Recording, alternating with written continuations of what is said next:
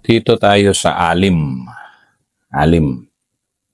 So, ang scientific name niya ay Melanolepis multiglandulosa.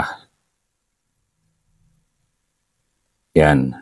Sa Ilocano, ang kanyang pangalan ay alam o alem.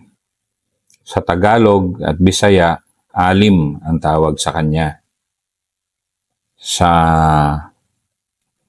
Tagalog, tinatawag din ito na pakalkal o takip asin. Yan, takip asin, itong alim. Malalaki yung kanyang leaves, itong alim. Native siya sa Philippines. Shrub lang siya, 4 to 10 meters high. Ang isa sa mga pinaka-importante niya na malaman natin tungkol sa alim ay mayroon siyang, according to studies, may antiviral, antioxidant properties siya. Yun.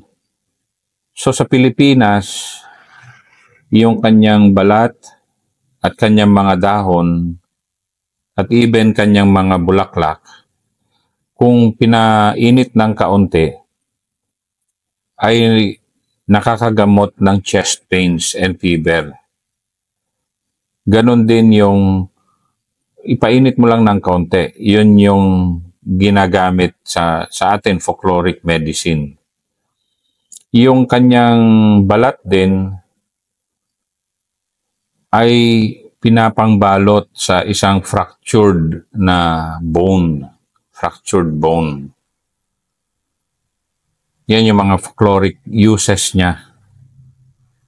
And then ginagamit din siya, itong leaves na ito, pangtanggal, itinatapal sa noo para ma-relieve yung headaches.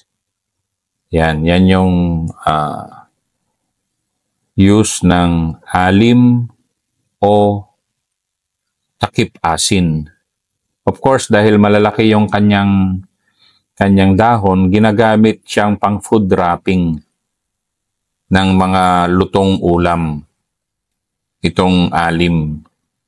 At kanyang wood, pwede rin na pang firewood dahil malambot lang siya.